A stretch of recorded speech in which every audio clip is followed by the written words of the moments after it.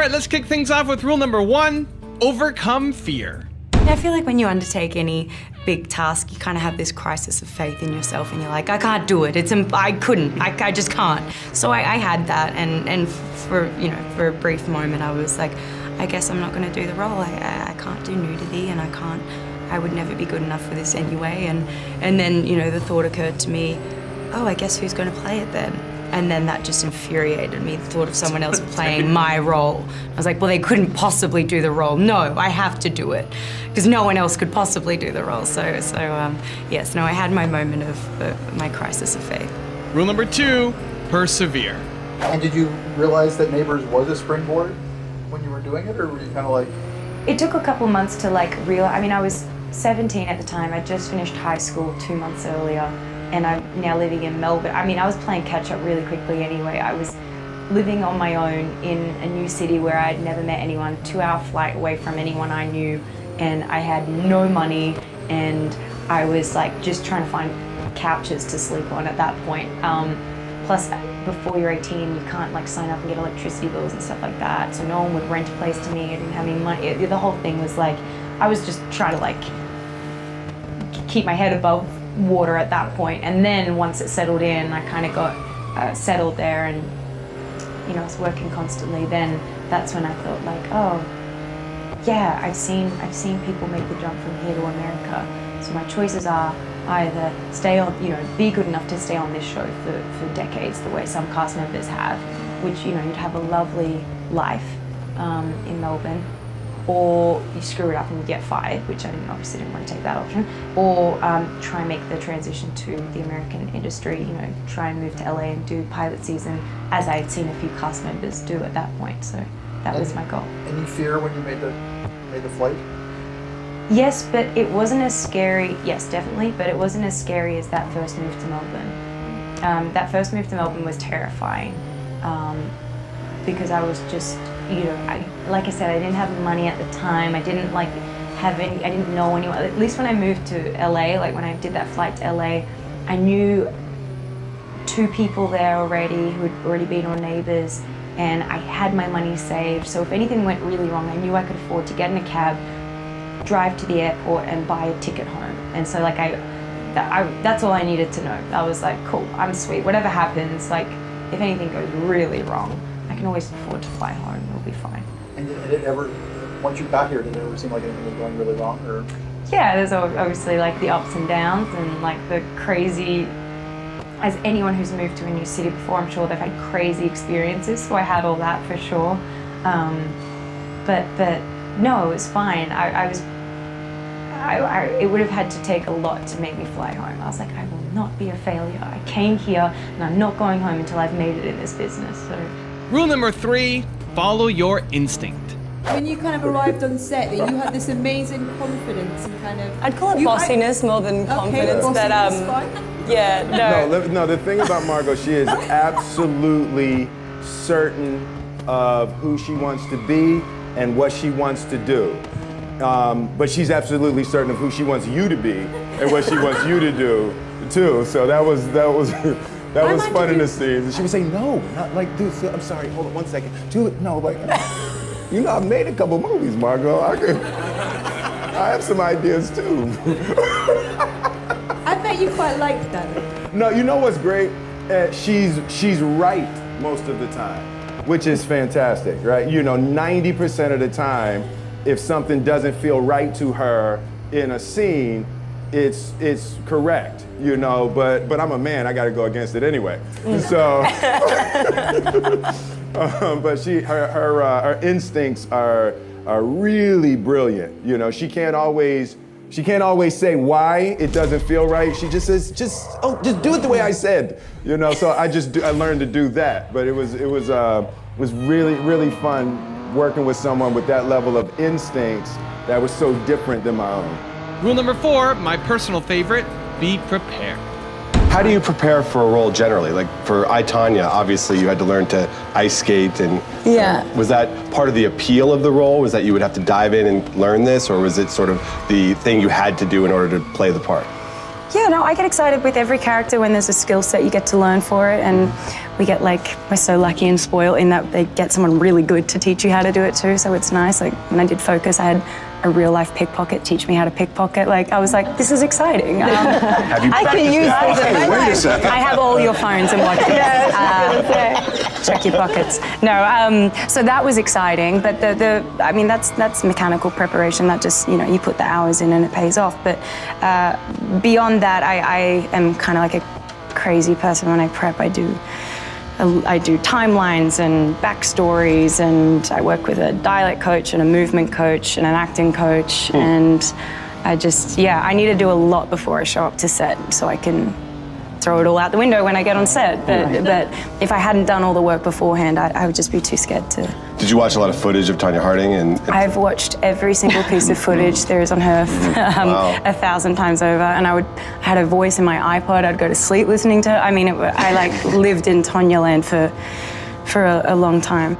Rule number 5, seize your opportunities. What was actually your first job in the business when you sort of knew you wanted to be an actor? First job in America or first job? No, just as an actress, yeah. It was this indie film shot on the Gold Coast, which is where I'm from in Australia, and it never got released, or I've never even seen it, but it's like it was very, very low budget, like lower than an indie film, but more like a student film sort of thing, but it was a thriller sort of thing called ICU. Do you worry it's not worry, but do you expect it to come out any day now? I mean, I really hope it doesn't. But it was a chance to be on a film set. No matter how small the set was, it was still a film set, and that was like a dream come true. Rule number 6, do everything.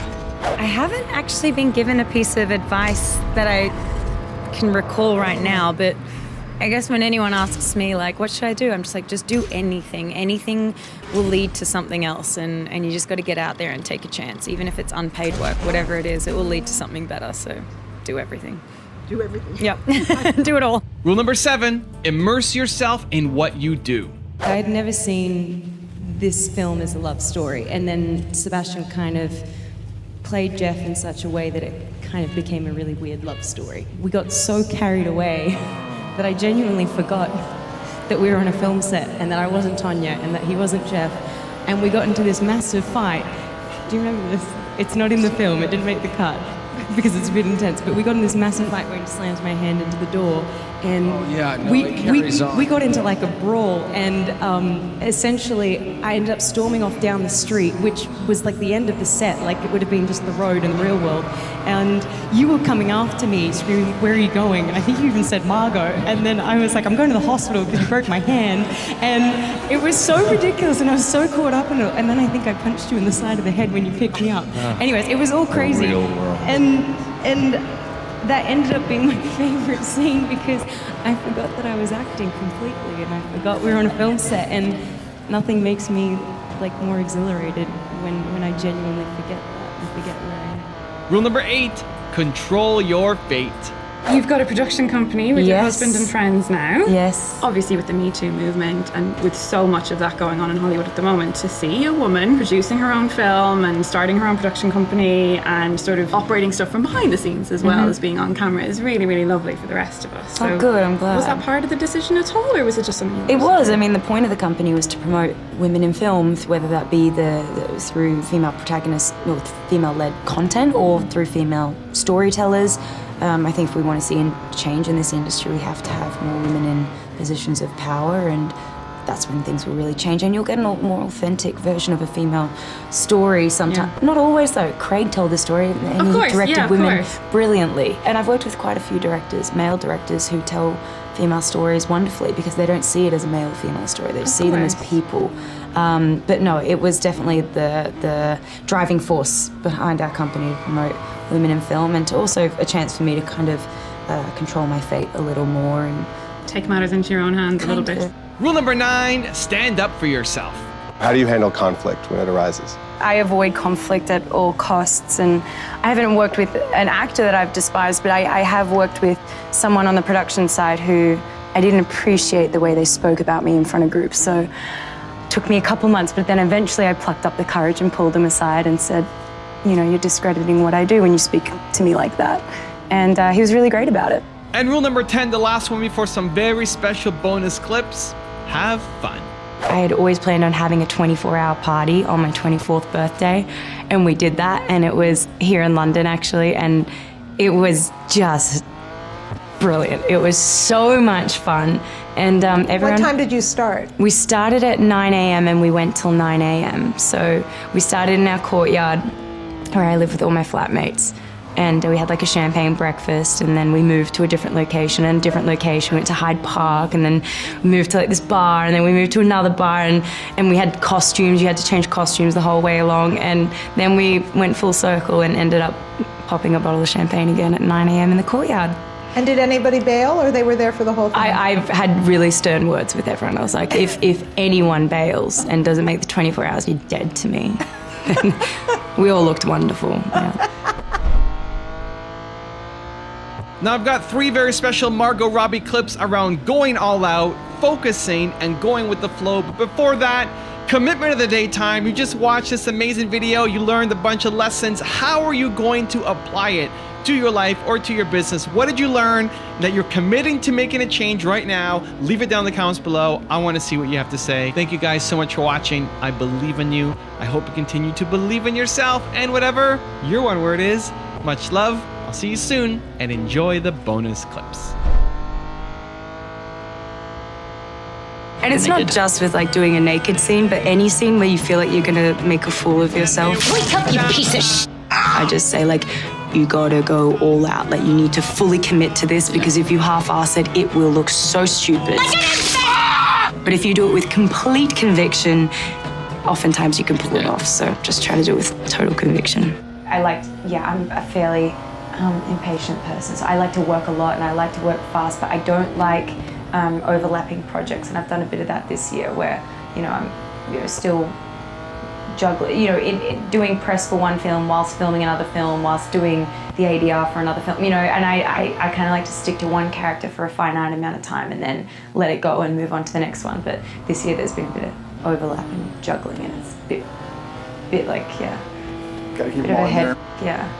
This job, it's a very fluid sort of lifestyle. You're never really in one spot. You're always moving around. You're always working on different projects, different characters. It's really hard to set yourself these little boundaries and rules because they just end up being thrown out the window anyway. I mean, I try and be like, I'm going to keep my personal life and my work life separate. It's impossible. Like, I can't. Like, I work with my best friends. Work and personal are already intermixed. So, as far as how to set boundaries with public persona, I suppose. I don't know. I guess kind of just go with the flow and try and do it by a case-by-case basis.